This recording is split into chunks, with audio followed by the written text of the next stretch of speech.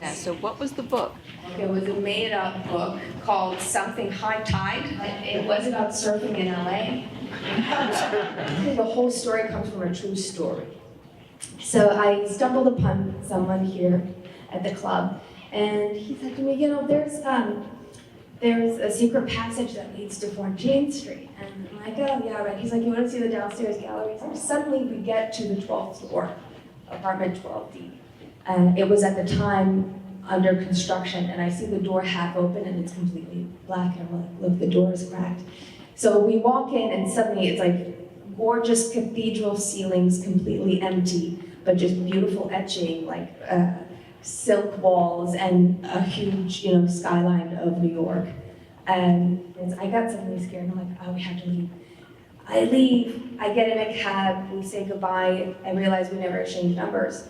And so I turn and I see him running down the street, and then I stop the cab, we exchange numbers, we never talk again. Up until today, we still haven't talked. I don't know where he is. I actually don't even want to know where he is, because it would ruin the film and the feature version.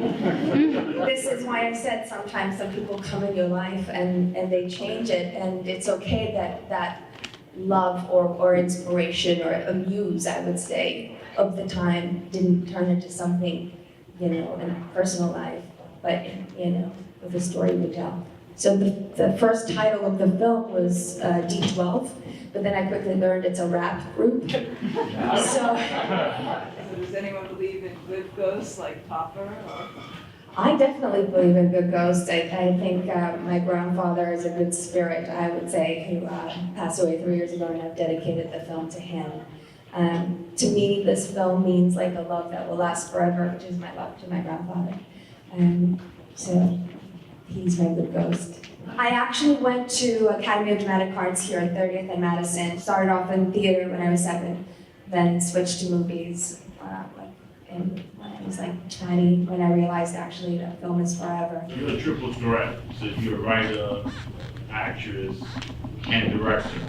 So for the feature film, are you going to assume all 3 roles again, or are you going to delegate? I consulted a really good friend, and he's like, you have to shoot this, and everyone was like, you have to direct this, direct it yourself. But as of now, I would just like to write and act, and let the director worry about directing. I'd like to just enjoy acting for once only. Directing and acting is extremely tough because you're looking at everything, framing yourself and the person that you're acting with. And then I started watching playbacks. And I wouldn't look at my performance as much as the whole feel of the entire picture.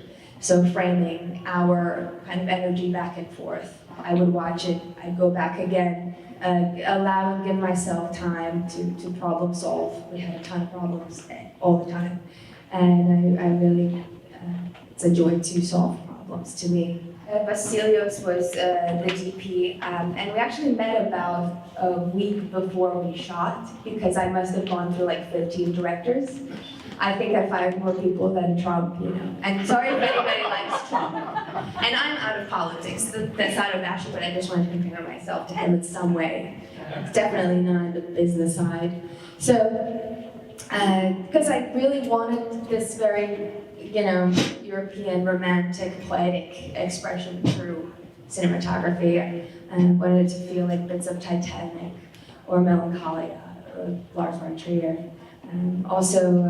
My editor was amazing. His name is Jamie Kirkpatrick, who really taught me how you write one thing, shoot another, and then you edit a completely third thing. And my pickup DP person that shot some other pickups that totally changed the story was Eddie Herrera, who is an extraordinarily creative DP. The story sort of turns into a bit of more of a horror thing where the woman that's actually a ghost starts to haunt anybody that comes to try to buy that apartment where she lived and her. It was at London Film Festival, Philadelphia.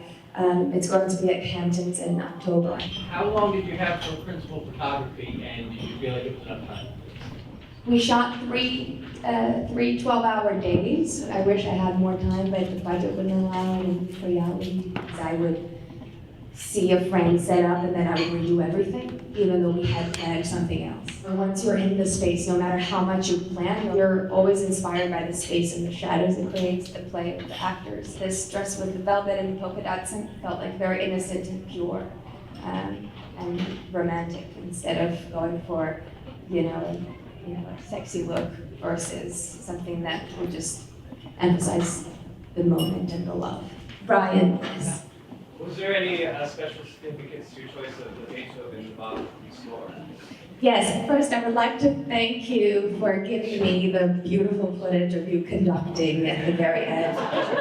If you allow me from now forever, I would like to use other footage of you conducting for more movies that hopefully will. Thank you. I just love Moonlight Sonata. It just always makes me think. I think all classical music is, so quiet and soothing, but your mind starts to shout so much more and find so much of yourself. It's just such discovery. Oh, the kiss! Spend more time. I'll spend it. I see. We did that take many times in front of my mom.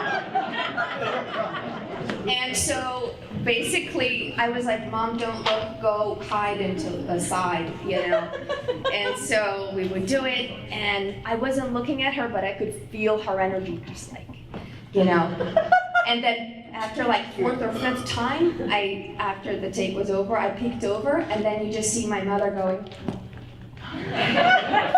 Well, thank you so much.